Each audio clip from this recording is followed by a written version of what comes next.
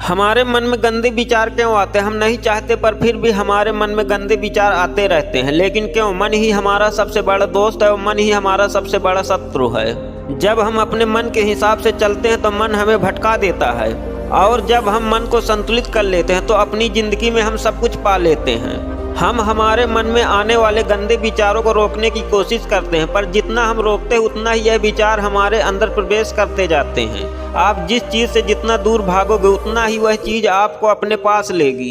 इसलिए उस चीज़ से भागो मत, उस पर संतुलन कायम करो। एक बार एक युवक गौतम बुद्ध के पास आया और गौतम बुद्ध से बोला कि हे बुद्ध, मेरे मन में इतने गंदे विचार क्यों आते हैं? मैं नहीं चाहता कि मेरे मन में गंदे विचार आए, पर मेरे मन में हमेशा काम वासना के विचार चलते रहते हैं और मैं इनके बारे में सोच सोच कर बहुत परेशान हूँ। मेरी ऊर्जा और समय यह सब सोचने में ही नष्ट हो जाती है, और इन सब के विचारों की वजह से मैं भी कभी शांत नहीं रह पाता, और मैं हमेशा ही स्त्रियों को देखकर मोहित हो जाता हूँ, अपने आप को रोक ही नहीं पाता। बुद्ध मुस्कुराए और उन्होंने उस युवक से पूछा, क्या तुम्हें पता है यह काम वासना होती क्या है? फिर लड़के ने उत्तर दिया और कहा, बुद्ध, मैं यह तो नहीं जानता कि काम वासना होती क्या है, पर हाँ, ये जो भी है बहुत बुरी चीज़ है। फिर बुद्ध ने उस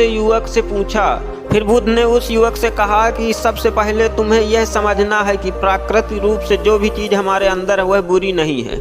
हमारे जीवन में उसकी कुछ ना कुछ ज़रूरत है। वासना कोई बुरी बात नहीं है, यह तो हमारे मन की एक भावना है जो हमें किसी न किसी चीज़ की कमी का एहसास करवाती है, और फिर हम उस चीज़ को पाने के लिए उस चीज़ की तरफ आकर्षित हो जाते हैं।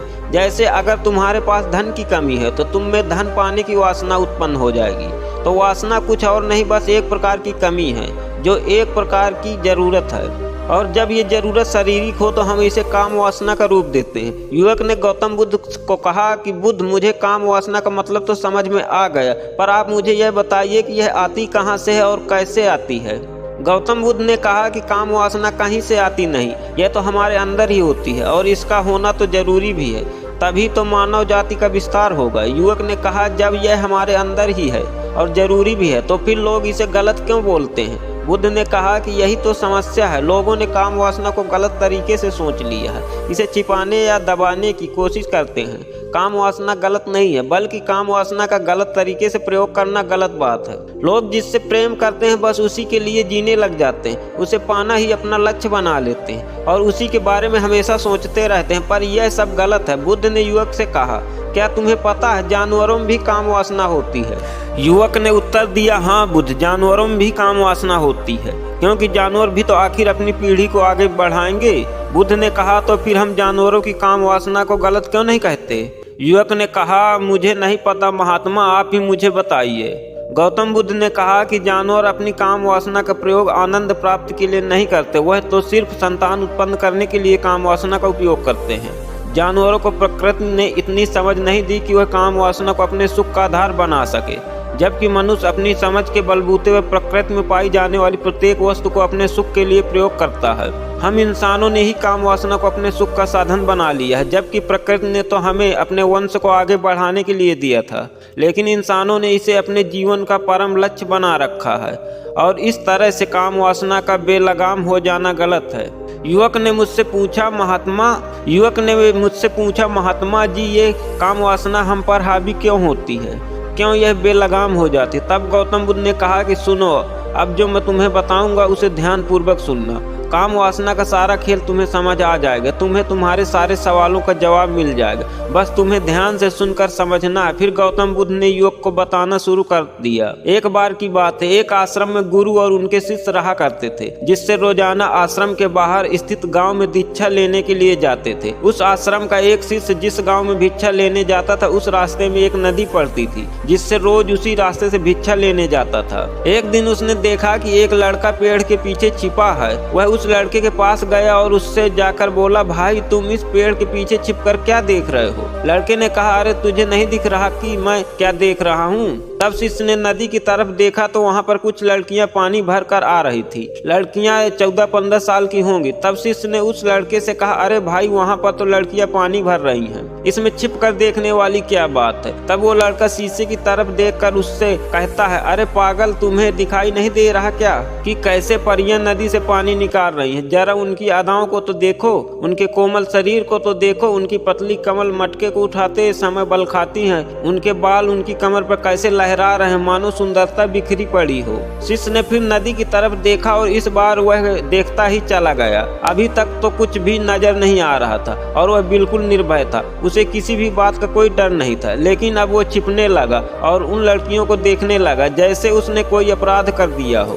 और जब वो छिपकर उन लड़कियों को देख रहा था तभी वो अचानक अंदर से कांप गया और उसने कहा कि ये मैं क्या कर रहा हूँ, मैं जो कर रहा हूँ वो सही नहीं है, मुझे यहाँ से चले जाना चाहिए। फिर वह जल्दी से वहाँ से चला गया। वो आश्रम पहुँच जाता है। आश्रम जाकर वो अपने कार्यों में लग गया। लेकिन जो अभी वह देख कर आया था वह उसकी आंखों के सामने बार बार आ रहा था। उसके मन में वही दृश्य चल रहा था। उसका मन वही सब कुछ देखने के लिए ललचा रहा था। उसका किसी भी काम में मन नहीं लग रहा। सुबह होते ही वह रोज जल्दी ही भिक्षा के लिए आश्रम से निकल जाता और उससे नदी के पास वाले पेड़ के पास जाता जहाँ पर वह लड़का पहले से मौजूद रहता था। उसके साथ मिलकर लड़कियों को छुप छुप कर देखता था।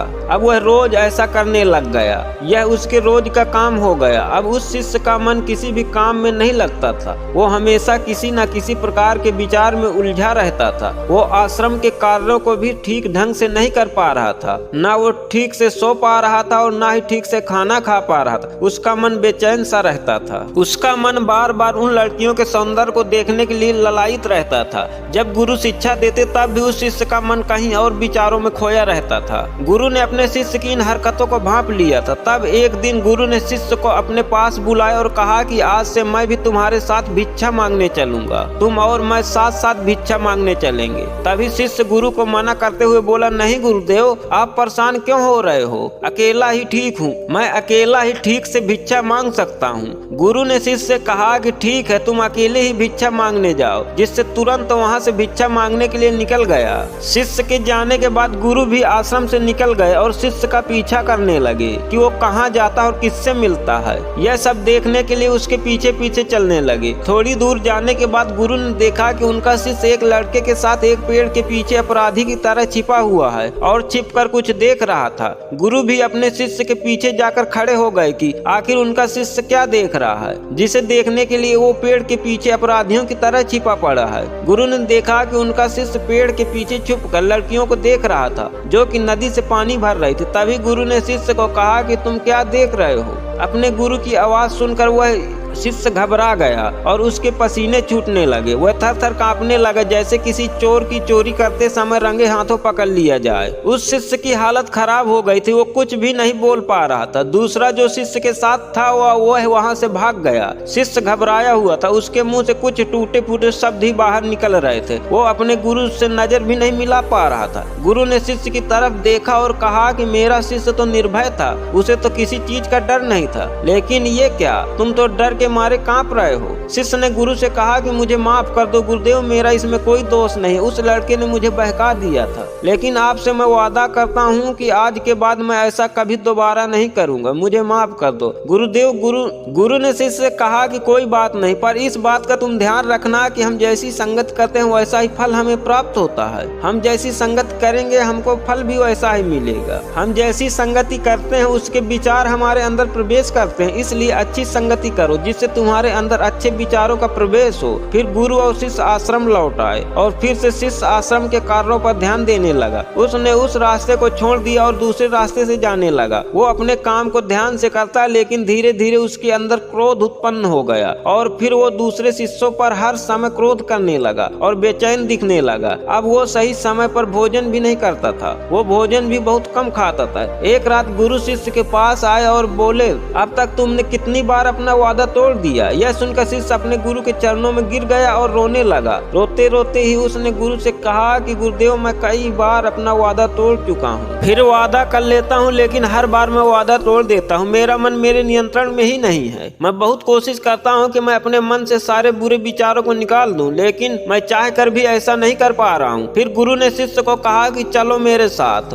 गुरु शिष्य को आश्रम के बगीचे में ले गए और शिष्य से कहा कि देखो, यहाँ पर कुछ क्यारियां बनी हुई हैं, जिससे नदी का पानी इन पौधों की ओर आ रहा है और यह पानी एक निरंतर भाव से आ रहा है। क्या तुम इस पानी के बहाव को रोक सकते हो? शिष्य ने कहा, हाँ गुरुदेव, मैं इस पानी के बहाव को रोक सकता हूँ। फिर शिष्य ने मिट्टी उठाकर उस नाली में डाल दी। वो पानी थोड़ी देर के लिए रुक गया और फिर थोड़ी देर बाद उस रेत के ऊपर से पानी आ गया। गुरु ने शिष्य से कहा, अरे ये क्या, ये पानी तो रुका ही नहीं। फिर शिष्य ने कुछ कंकड़ पत्थर उठाकर उस नाली में डाल दिए और फिर थोड़ी देर के लिए पानी रुक गया, लेकिन फिर थोड़ी देर बाद उस कंकड़ पत्थर के ऊपर से पानी निकल आया। फिर गुरु ने कहा कि शिष्य, यह क्या हुआ? पानी तो फिर आ गया। तुम तो बोल रहे थे कि तुम इसे रोक दोगे। क्या हम किसी काम को रोकना चाहें तो क्या हम उसे रोक नहीं सकता? शिष्य ने कहा, कोई बात नहीं गुरुदेव, मैं इस पानी को तो अब रोक के ही दिखाऊंगा। फिर वह एक बड़ा सा पत्थर लेकर आए और उसे नाली पर डाल दिया और पानी रुक गया। तब गुरु शिष्य से कहा कि देखा गुरुदेव, मैंने कहा था कि मैं पानी को रोक दूंगा, मैंने पानी को रोक दिखाया, आपकी बात मैंने पूरी कर दी। गुरु मुस्कुराए और बोले, अच्छा जरा ध्यान से देखो पानी कहाँ रुका है। क्या वो तो पीछे की नाली तोड़कर बाहर आ गया और अगल बगल से बह रहा है, और ध्यान से देखो इस पत्थर के आगे भी आ गया और ये पानी अपना रास्ता बदल कर फिर से आगे की तरफ बह जाएगा। और फिर थोड़ी देर बाद ऐसा ही हुआ। फिर गुरु ने शिष्य को समझाया कि तुम्हारे साथ भी तो ऐसा ही चल रहा है। तुम बार बार प्रयास कर रहे हो, बड़े से बड़ा प्रयास कर रहे हो, पर हर बार तुम्हारा प्रयास टूट रहा है और यह हमेशा टूटता ही रहेगा। तुम कितना भी बड़ा पत्थर रख लो, लेकिन पानी तो अपना रास्ता बना ही लेगा। यह सब देखकर गुरु शिष्य से कहा कि हे गुरुदेव, क्या कोई तरीका नहीं जिससे मैं गंदे विचारों से बाहर निकल सकूं और ये मेरे मन में आए ही नहीं। गुरु शिष्य को एक नदी के पास ले गए जहाँ से उस बगीचे में पानी आ रहा था। गुरु ने शिष्य से कहा, वो पानी इसी नदी से जा रहा, अगर हम यहीं से उस रास्ते को बंद कर दे तो जहाँ से पानी बगीचे में जा रहा है, तब क्या हम पानी को रोक नहीं सकते? शिष्य ने कहा, हाँ गुरुदेव, अवश्य ऐसा हो सकता है। मैं इस पानी को यहीं से बंद कर देता हूँ, तब आगे की नाली में पानी जाएगा ही नहीं और फिर बगीचे में पानी जाएगा ही नहीं। फिर शिष्य ने नदी से जाने वाले रास्ते को बहुत मेहनत करके पत्थर और मिट्टी डालकर बंद कर दिया और गुरु से कहा कि गुरुदेव, मैंने पानी को बंद कर दिया है, अब यह पानी बगीचे में नहीं जाएगा। तब गुरु ने कहा कि शिष्य, अगर पानी बगीचे में नहीं जाएगा तो पेड़ पौधों को पानी कहाँ से मिलेगा? उन पेड़ पौधों को तो पानी की आवश्यकता है और उन पेड़ पौधों में कुछ पेड़ पौधे तो ऐसे हैं जिनको रोज पानी की आवश्यकता है, वह तो मुरझा कर मर ही जाएंगे, उनका क्या होगा? पानी तो हमें खोलना ही होगा। शिष्य ने गुरु की बात सुनकर वापस नदी से जाने वाले पानी का रास्ता खोल दिया। तब गुरु ने शिष्य से पूछा, शिष्य, अगर हम इसी नदी से पूरे पानी को बगीचे की तरफ मोड़ दे तो क्या होगा? तब शिष्य ने जवाब दिया कि गुरुदेव, वहाँ पर जितने भी पेड़ पौधे हैं वो गल कर नष्ट हो जाएंगे, वहाँ पर कुछ नहीं बचेगा। फिर गुरु मुस्कुराए और बोले, तुम इस बात को समझो कि हमें किसी भी चीज को रोकना नहीं है, बस हमें हमेशा संतुलन बनाए रखना है। कम पानी से भी पौधे नष्ट होते हैं और ज्यादा पानी से भी पौधे नष्ट होते हैं। हमारा जीवन संतुलन से ही चलता है। गुरु ने शिष्य से कहा कि अगर मैं तुम्हें कुछ कहूँ कि तुम आम के बारे में मत सोचो, तो तुम्हारे मन में सबसे पहले किसका चित्र आएगा? शिष्य ने कहा, गुरुदेव, मेरे मन में तो पहला चित्र आम का ही आएगा। गुरु ने कहा कि हाँ, जब हम गंदे विचारों को जबरदस्ती रोकने का प्रयास करते हैं तो वह और मजबूती के साथ हमारे अंदर प्रवेश करते हैं, हमारे अंदर उठते हैं, इसलिए हमें उन्हें कभी भी दबाने की कोशिश नहीं करनी चाहिए। फिर गुरु ने शिष्य को जाते हुए कहा कि हमारे गंदे विचार बुरे लोगों की संगत करने की वजह से भी आते हैं। कई बार क्या होता है कि कामुकता हमारे अंदर होती नहीं, लेकिन कुछ अश्लील लोगों के साथ रहने की वजह से ये हमारे अंदर हावी हो जाती है। फिर शिष्य ने कहा कि गुरुदेव, आप सही कह रहे हो,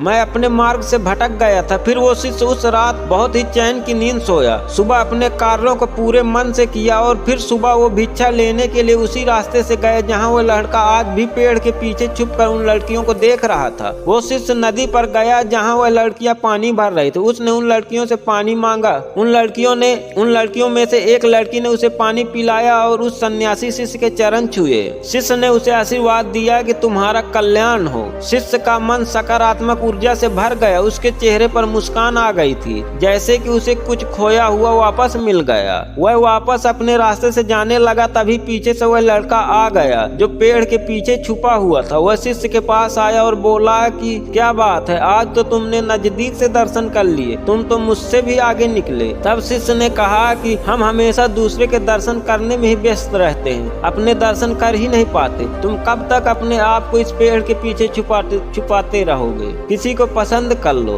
उससे बोल दो, अगर वो भी तुम्हें पसंद करती हो तो शादी कर लो और उससे पहले तुम कुछ बन जाओ, अपने आप को पहचान लो, ऐसे अपना समय बर्बाद मत करो। फिर वह लड़का रोज उससे मिलने लगा और उस लड़के ने नदी पर जाना छोड़ दिया और फिर वो लड़का अपने जीवन में कुछ बनने के लिए संघर्ष करने लगा। तो तुमने देखा संगत का असर क्या होता है। अपनी संगत बदलो, अपने विचार बदलो। बुद्ध ने युवक से पूछा, क्या तुम्हें तुम्हारे सारे सवालों का जवाब मिल गया? तब युवक ने कहा, हाँ महात्मा जी, आपका बहुत बहुत धन्यवाद। तब गौतम बुद्ध ने युवक से कहा कि जब तुम्हारे मन में गंदे विचार आए तब आप अपने आप को दोषी मत मानो। यह शरीर है और यह सब इसने हजारों वर्षों से सीखा है। एक केवल तुम्हारे सोच लेने से, कसम खा लेने से टूटने वाला नहीं है, लेकिन तुम्हारे पास वो शक्ति है, वो ऊर्जा जिसका तुम्हें संतुलन उपयोग करना। तुम एक जीवित ऊर्जा हो जो कुछ भी अनुभव करने के लिए स्वतंत्र है, जो निर्माण करने के लिए स्वतंत्र है। इसलिए तुम अपने आप को पहचानो। यह बोलकर गौतम बुद्ध मौन हो गए और वो युवक वहां से चला गया। दोस्तों, अगर आपको इस वीडियो से कुछ भी सीखने को मिला हो तो वीडियो को लाइक करके चैनल को सब्सक्राइब कर दीजिए और यह कहानी आपको कैसी लगी कमेंट में जरूर बताएं। जय श्री राम दोस्तों।